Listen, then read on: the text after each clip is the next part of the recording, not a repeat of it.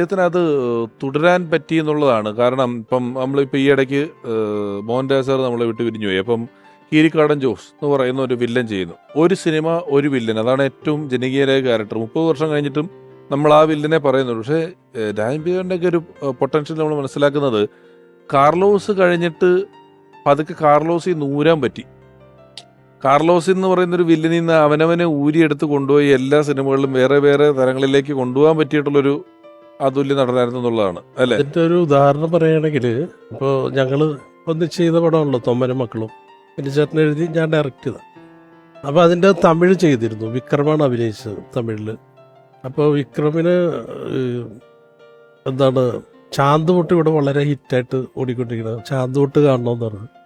അപ്പോൾ എന്നെ കൂട്ടു വിളിച്ചിട്ട് ഞങ്ങൾ ഒന്നിച്ചാണ് കണ്ടത് സിനിമ കണ്ടിട്ട് പുള്ളി പുറത്തിറങ്ങിയിട്ട് ആദ്യം പറഞ്ഞത്, ഈ തൊമ്മനും മക്കളിലെ രാജൻ പി ദേവും ചാന്തുപൊട്ടിലെ രാജൻ പി ദേവും തമ്മിൽ ഒരു ബന്ധമില്ല, രണ്ടാൾക്കാരാണ് തോന്നുന്നു. സത്യമാണ്. അതാ. അപ്പം പുള്ളി എന്നിട്ട് എടുത്തു പറഞ്ഞു, മലയാളത്തിലെ ആർട്ടിസ്റ്റുകളിലെ ഒരു സംഭവം അതാണ്. ഓരോ കഥാപാത്രങ്ങളായിട്ട് മാറുമ്പോൾ തുറയിലാശാനോ അങ്ങനെ അതിനൊരു വ്യത്യാസമല്ല. മറ്റേ ചോട്ടാ മുംബൈയിലുള്ള പാമ്പ് ചാക്കോ വേറൊരാളല്ല, 100% വേറെ ബോഡി ലാംഗ്വേജ് മാറല്ലേ. അത് നമുക്ക് അങ്ങനത്തെ ഒരു പിടി നടന്മാരുണ്ടായിരുന്നു എന്നുള്ളതാണ്. അത് പ്രേക്ഷകരോട് ഒരു കാര്യം കൂടെ, പലർക്കും അറിയാവുന്ന കാര്യമുണ്ട് എങ്കിലും ഈ ചാന്തുപൊട്ടിനെ കുറിച്ച് പറഞ്ഞതുകൊണ്ട് പറയുകയാണ്. ചാന്തുപൊട്ട് എന്ന് പറയുന്ന സിനിമയും ബെന്നിച്ചേട്ടൻ്റെ നാടകമായിരുന്നു. അറബിക്കടലും അത്ഭുത വിളക്കെന്ന് പറയുന്ന നാടകമായിരുന്നു. ആ നാടകം അവതരിപ്പിക്കപ്പെട്ടപ്പോൾ അതിൽ കേന്ദ്ര കഥാപാത്രമായ രാധാകൃഷ്ണൻ, അന്ന് പേര് വേറെ ആയിരുന്നു, വേറെ അത് അവതരിപ്പിച്ചത് ബെന്നിച്ചേട്ടനായിരുന്നു. ഇപ്പം നമ്മള് കാട്ടുകുതിര രാജേട്ടൻ എത്രയോ വേദികളിൽ ചെയ്തെങ്കിലും സിനിമയപ്പ് തിലയൻചേട്ടൻ ചെയ്തു എന്ന് പറഞ്ഞ പോലെ ഇത് സിനിമയപ്പ് ദിലീപേട്ടനാണ് ചെയ്തെങ്കിലും അതിന്റെ നാടകത്തിന്റെ വെർഷനിലെ ഹീറോ ആയിട്ടുള്ള ആളാണ് ബെന്നിച്ചേട്ടൻ. അത് ആ സബ്ജക്റ്റ് ഡിമാൻഡ് ചെയ്യുന്നത് അങ്ങനെയായിരുന്നു. ആ കഥാപാത്രത്തിന്റെ ഒരു വിഷയമാണ് അതിന്റെ കാതലായ വിഷയം. പക്ഷെ രാജേട്ടന് അതിനെ പെർഫോം ചെയ്യാനുള്ള അപ്പന്റെ റോളായിരുന്നു പ്രാധാന്യം കൊടുത്തിരുന്നത്. ചാന്തുപൊട്ടില് ലാൽ സാർ ചെയ്ത വേഷം രാജേട്ടൻ നാടകത്തില് രാജേട്ടനാണ് ചെയ്തത്. രാജേട്ടനിലൂടെയാണ് ആ മുഴുനീളം കഥ പോയിക്കൊണ്ടിരുന്നത്. സെൻട്രൽ ക്യാരക്ടർ ഇതാണെങ്കിലും കൂടുതൽ പെർഫോമൻസിന് ചാൻസ് രാജേട്ടന്റെ ക്യാരക്ടറാണ്. കാരണം രാജേട്ടനെ കാണാൻ വേണ്ടിയിട്ടായിരുന്നു നാടകങ്ങൾ ബുക്ക് ചെയ്യപ്പെട്ടിരുന്നതും ആൾക്കാരുടെ ഓഡിയൻസ് മൊത്തം രാജേട്ടന്റെ പെർഫോമൻസ് കാണാൻ. അതുകൊണ്ട് എന്റെ കഥാപാത്രം ഒരു ചുരുക്കത്തിൽ അങ്ങനെ പോയിരുന്നാണെങ്കിലും പ്രധാന വിഷയം അതായിരുന്നു മാത്രമേ ഉള്ളൂ. അല്ല, ഇപ്പം ഈ നമ്മുടെ തൊമ്മനും മക്കളിലേക്ക് വന്നാല് അച്ഛൻ കഥാപാത്രങ്ങൾ അന്ന് നമുക്ക് ഇഷ്ടം പോലെ ഉള്ള ഒരു സമയമാണ്. ഇവിടെ ഒരു മെയിൻ സ്ട്രീം സിനിമയിലെ മെയിൻ സ്ട്രീം അച്ഛൻ കഥാപാത്രങ്ങളെ പറ്റിയൊക്കെ ആലോചിക്കുന്ന സമയത്ത് അന്ന് ഈ രാജേട്ടനിലോട്ട് ഈ കഥാപാത്രം എത്തിപ്പെട്ടതിൻ്റെ ഒരു വഴി എന്തായിരുന്നു? അതോ നിങ്ങൾ ആലോചിച്ചപ്പോഴേ അതായിരുന്നോ? ഞങ്ങള് ആലോചിക്കുമ്പോൾ ശരിക്കും പറഞ്ഞാൽ ഇന്നസെന്റ് ഏട്ടനായിരുന്നു മനസ്സിൽ. ഇന്നസെന്റ് ഏട്ടനെ സമീപിക്കുകയും ചെയ്തതാ. അപ്പോൾ ഇന്നസെന്റ് ഏട്ടൻ അത്രയും ബൾക്ക് ഡേറ്റ് ഇല്ല എന്ന് പറഞ്ഞു. അപ്പോൾ ബെന്നിച്ചേട്ടനാ പറഞ്ഞു, അങ്ങനെയാണ് നമുക്ക് രാജേട്ടനെ ആലോചിക്കാം. അങ്ങനെ ഇവര് ഫോണിൽ സംസാരിക്കുകയൊക്കെ ചെയ്തു. രാജേട്ടൻ രാജേട്ടനെ എനിക്ക് പരിചയമുണ്ട്. ഞാൻ അസിസ്റ്റന്റ് ആയിരിക്കുമ്പോൾ തന്നെ 2-3 പടങ്ങളിൽ വർക്ക് ചെയ്തിട്ടുണ്ട്. രാജേട്ടൻ വന്നു, എന്താ പറയുക, കഥയൊക്കെ കേട്ടിട്ട് പുള്ളിക്ക് അങ്ങ് ആവേശമായി. കാരണം നല്ല നല്ല കഥാപാത്രങ്ങൾ ചെയ്യാനായിട്ട് ഭയങ്കര ആഗ്രഹമുള്ള പുള്ളിക്ക്. തൊമ്മനും മക്കളും നടക്കുന്ന സമയത്ത് ഒരു ദിവസം ഞങ്ങളിങ്ങനെ സംസാരിച്ചുകൊണ്ടിരിക്കുമ്പോൾ പുള്ളി പറഞ്ഞ്, ഷാഫി ഇതെൻ്റെ 505ാമത്തെ സിനിമയെന്ന് പറഞ്ഞു. ഞാൻ പറഞ്ഞു, ഞെട്ടിപ്പോയി. വളരെ കുറച്ച് കാലമല്ലേ രാജേട്ടൻ വന്നിട്ട്, 20 അത്രയൊക്കെ ഉണ്ടാവുള്ളൂ. അപ്പോൾ 15-20 വർഷം. അപ്പോൾ പുള്ളി തമിഴിലും തെലുങ്കിലും ഒക്കെ അത്രയും സിനിമകൾ ചെയ്തിട്ടുണ്ട്. അപ്പോൾ പുള്ളി പറഞ്ഞതെന്ന് വെച്ചാൽ ഈ 505 പടങ്ങളിൽ അഭിനയിച്ചതിൽ എടുത്തു പറയാനായിട്ട് എനിക്ക് 3 കഥാപാത്രങ്ങളേ ഉള്ളൂ എന്ന് പറഞ്ഞു. ഒന്ന് അനിയമ്പാവ, ചേട്ടമ്പാവയിലെ അനിയമ്പാവ, പിന്നെ കാർലോസ്, പിന്നെ തൊമ്മനും മക്കളും. അതിലെനിക്ക് തോന്നിയത് പുള്ളിക്ക് മനസ്സുകൊണ്ട് ഏറ്റവും ഇഷ്ടപ്പെട്ടത് തൊമ്മനും മക്കളും ആണെന്നാണ് തോന്നിയത്. തൊമ്മനും മക്കളുടെ കഥാപാത്രമാണ് ഏതോ ഇന്റർവ്യൂവിൽ പറഞ്ഞിട്ടുണ്ട്, പറയുകയും ചെയ്തു. കാരണം ഈ ആ ക്യാരക്ടറിന് വേണ്ടിയിട്ട് ആദ്യം ഞങ്ങളുടെ ഉദ്ദേശിച്ച ഒരു ഗെറ്റപ്പ് വേറെ ആയിരുന്നു. മുടി വെട്ടി വല്ലാത്തൊരു പോലെ മുടി പല ടൈപ്പ് വെട്ടി. അവസാനം രാജേട്ടൻ പറഞ്ഞു, ഞങ്ങൾ മുട്ടയടിച്ചേക്കാൻ പറഞ്ഞു. മുട്ടയടിച്ച് ആ മീശയൊക്കെ വെച്ച് കഴിഞ്ഞപ്പോഴേക്കും ഒരു ഓമനത്തെ വന്നു അല്ലേ. ആ തൊമ്മന് തൊമ്മൻ്റെ ഒരു കഥാപാത്രത്തിന് മൊത്തത്തിലൊരു കുസൃതി ഉണ്ടല്ലോ. പിന്നെ പെർഫോമൻസിന്റെ കാര്യത്തിൽ ഒന്നും പറയേണ്ട ആവശ്യമില്ല. ഇപ്പുറത്ത് മമ്മൂക്ക, ഇപ്പുറത്ത് ലാലേട്ടൻ. ടൈറ്റിൽ റോളാണല്ല തൊമ്മനും മക്കളിലെ തൊമ്മനാണ്. തൊമ്മനാണ്. അപ്പൊ അത് പുള്ളി ഭയങ്കര ഹാപ്പി ആയിരുന്നു അതില്. കാരണം പുള്ളി പറയും അവൻ തന്ന ഗുരുദക്ഷിണയാണ് എനിക്ക് ആ കഥാപാത്രം എന്നൊക്കെ പറയാറുണ്ട് പല ഇന്റർവ്യൂലും.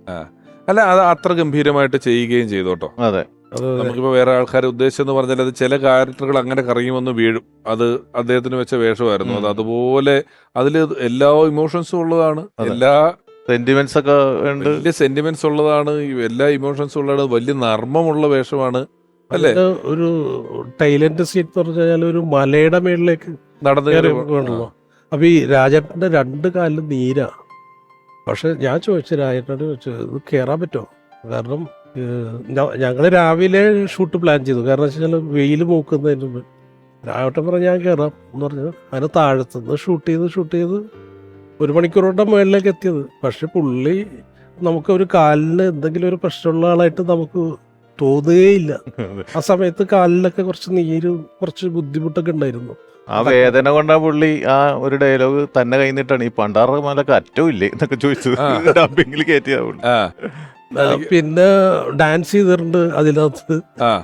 ഡാൻസ് ഒക്കെ ചെയ്യുമ്പോ ഇതൊക്കെ കാലിന്റെ സംഭവമൊക്കെ മറന്നു പോകും. ചവിട്ടുനാടകം, ചവിട്ടുനാടകത്തിന്റെ സ്വഭാവത്തിലാണ് അത് ചെയ്തിരിക്കുന്നത്. ഇപ്പൊ പറഞ്ഞതിന്റെ ഇടയിലാണ് ഞാൻ എനിക്ക്, നമ്മളിങ്ങനെ ചാനൽ മാറ്റുമ്പോ ഏതൊക്കെയോ തെലുങ്ക് പടത്തിലും തമിഴ് പടത്തിലും ഒക്കെ വലിയ വലിയ കാറൊക്കെ വന്ന് നിർത്തിയിട്ട് മന്ത്രി, MP, MLA പുള്ളിനെ കളിയാക്കി പറയായിരുന്നു. ഞാൻ ചെന്ന് കഴിഞ്ഞാൽ ഒരു മുറുക്കാഞ്ചൊല്ലം തരൂ, ഒരു തോക്കും തരൂ എന്ന് പറയും. ഏത് റോള് അത്ര അങ്ങനത്തെ സ്ഥിരം അരശ്യൽവാദി. അപ്പൊ ഞാൻ ഇടയ്ക്ക് പറയാ, ചേട്ടാ മാറിയൊക്കെ ഒന്ന് കളിക്കണം, ഈ ഒരു ടൈപ്പ് റോള്. എടാ എന്നെ കാണുമ്പോ തന്നെ മുറുക്കാഞ്ചൊല്ലം തോക്ക് എടുത്ത് നോക്കും, ഞാൻ എന്ത് ചെയ്യാനാണ്, നീയൊക്കെ എഴുതി വേറെ അതിലൊക്കെ എഴുതുന്നൊക്കെ പറയുമായിരുന്നു. ജെന്റിൽമാൻ സിനിമയിലുണ്ടെന്ന് തോന്നുന്നു അല്ലേ? ജെന്റിൽമാനില് വിനീതിന് അഡ്മിഷൻ കൊടുക്കാത്ത ഏതോ മന്ത്രിയോ സാറോ ഒക്കെ ആയിട്ട് അന്ന് കണ്ട പോലെ ഓർമ്മയുണ്ട്. കുറെ പടങ്ങളില് അഭിനയിച്ചിട്ടുണ്ട്. പിന്നെ അഴകിയ രാവണനിൽ ഒരു വ്യത്യസ്തമായ ഒരു ക്യാരക്ടർ റോളായിരുന്നു. സെന്റിമെന്റ്സ് ഒക്കെ ഉള്ള ഭാനുപ്രിയയുടെ അച്ഛൻ വളരെ ഒന്ന് മാറി ചെയ്ത വേഷവരായിട്ട് അത് വളരെ നന്നായിട്ട് ചെയ്തത്. സെന്റിമെന്റ്സും ഭയങ്കര പാവമായിട്ടുള്ള ഒരു അച്ഛനായിട്ട് അയാളുടെ ഒരു കഷ്ടപ്പാടും കാര്യങ്ങളും ഒക്കെ ഉള്ളതാണ്. പിന്നെ ചില വേഷങ്ങൾ നമ്മളിപ്പോ ആലോചിക്കുമ്പോൾ എനിക്ക് തോന്നുന്നത്, എനിക്ക് വളരെ ആവശ്യത്തിൽ കൂടുതൽ വയസ്സായ ഒരാളായിട്ട് നമ്മുടെ ആലഞ്ചേരി തമ്പ്രാക്കളിലോ മറ്റോ ആനിയുടെ കൂട്ടത്തില് വടിയൊക്കെ കുത്തിപ്പിടിച്ച് വളച്ച് കിടക്കുന്ന ഒരു അപ്പൂപ്പനായിട്ടുണ്ട്. ഒരുപാട് പിന്നെ ഈ അച്ചാമ്മക്കുട്ടിയുടെ അതില് സെൻട്രൽ ക്യാരക്ടറാണ് അച്ചായനായിട്ട്. അത് രാജേട്ടൻ തന്നെ ഡയറക്ട് ചെയ്ത പടമാണ്. അതിന്റെ രസം എന്ന് വെച്ചാല് എന്റെ നാടകം തന്നെയാണത്, അച്ചാമ്മക്കുട്ടിയുടെ അച്ചായൻ. അത് നമ്മുടെ നാടകം, എന്റെ നാടകം. അതിന്റെ റിഹേഴ്സൽ നടക്കുന്ന സമയത്ത് തന്നെ പുള്ളി പറഞ്ഞിട്ടുണ്ട്, ഇത് സിനിമയാക്കണം, എന്നിട്ട് അച്ചാമ്മക്കുട്ടിയായിട്ട് ശ്രീവിദ്യനെ ഇടണം, മറ്റേ ക്യാരക്ടർ ദേവനെ ഇടണം. റിഹേഴ്സലിന്റെ സമയത്ത് വെറുതെ പുള്ളിയുടെ ഒരു ആഗ്രഹമായിരുന്നു. പക്ഷെ അതേപോലെ തന്നെ സംഭവിച്ച് പുള്ളി അതുപോലെ തന്നെ ആ ആഗ്രഹം സാധിച്ചു. ഡയറക്റ്റ് ചെയ്തു, ശ്രീവിദ്യനെ കാസ്റ്റ് ചെയ്തു, ദേവേട്ടൻ തന്നെയാണ് മറ്റേ റോളും ചെയ്തു. അപ്പൊ അങ്ങനെ ആഗ്രഹിച്ച കാര്യങ്ങളൊക്കെ ഒരു ഇച്ഛാശക്തിയോട് നേടിയെടുത്തിട്ടുള്ള ഒരാളാണ് രാജേട്ടൻ. രാജൻ പി ദേവ് സാറിനെ കുറിച്ച് ഇപ്പോൾ ഒരുപാട് നർമ്മ ചിത്രങ്ങൾ, സൂപ്പർ ഹിറ്റ് ചിത്രങ്ങൾ രചന നിർവഹിച്ചിട്ടുള്ള പ്രിയപ്പെട്ട മെക്കാട്ടിൻ സാർ ഓർക്കുന്നു. രാജേട്ടനെ ഞങ്ങൾ ആദ്യമായി അഭിനയിപ്പിക്കുന്നത് ഞങ്ങളുടെ ആദ്യത്തെ ചിത്രത്തിൽ തന്നെയാണ്, പുതുക്കോട്ടയിലെ പുതുമണവാളൻ. അതിൽ ഒരു പിടികൊടുക്കാത്ത ഒരു ക്യാരക്ടറെയാണ് നമുക്ക് വേണ്ടത്. അഭിനയം കൊണ്ട് ഒരിക്കലും തിരിച്ചറിയാത്ത, വില്ലനിസം തിരിച്ചറിയാത്ത രീതിയിൽ വർക്ക് ചെയ്യേണ്ട ഒരു ക്യാരക്ടറാണ്.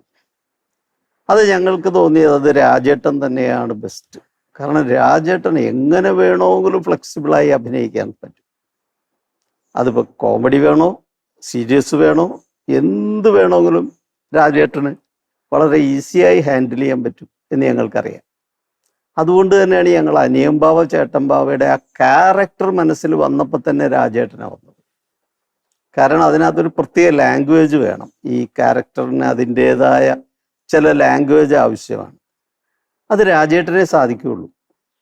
അദ്ദേഹമേ ആ ലാംഗ്വേജ് അതുപോലെ പ്രസന്റ് ചെയ്യാൻ ഉള്ള കപ്പാസിറ്റി ഉള്ളൂ.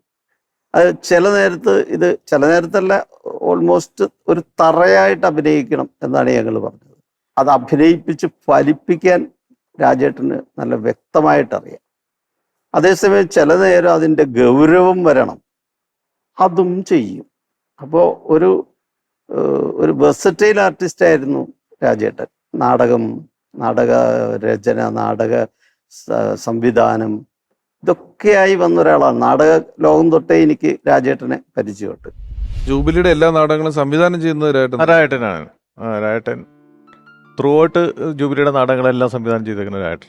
അപ്പം സിനിമയിൽ പോപ്പുലർ ആയ ശേഷവും ട്രൂപ്പ് സജീവമായിട്ടുണ്ടായിരുന്നു. അതെ അതെ, സിനിമയിൽ അഭിനയത്തിന് തിരക്ക് വന്നതിന് ശേഷം എന്ന് പറഞ്ഞാൽ എൻ്റെ നാടകങ്ങളാണെങ്കിൽ ക്യാമ്പ് എന്നെ ഏൽപ്പിച്ചിട്ട് പോകും. പുള്ളി ഷൂട്ടിംഗ് സ്ഥലത്ത് നിന്ന് ഇടക്ക് വരും. അപ്പം ഞാനുണ്ടെങ്കിൽ പുള്ളിക്ക് ഭയങ്കര വിശ്വാസമാണ്, അവൻ നോക്കിക്കോളും എന്ന് പറയും. എന്നിട്ട് ഞാൻ അസോസിയേറ്റ് ആയിട്ട് ഇന്ന് വർക്ക് ചെയ്യും. പുള്ളി വന്നു കഴിഞ്ഞിട്ട് ലാസ്റ്റ് ആ പോർഷനെല്ലാം പുള്ളി ഒന്നും കൂടി എല്ലാം നോക്കി ഡയറക്റ്റ് ചെയ്തിട്ട് പക്കയാക്കിയിട്ടാണ് നാടകം ഇറക്കുന്നത്.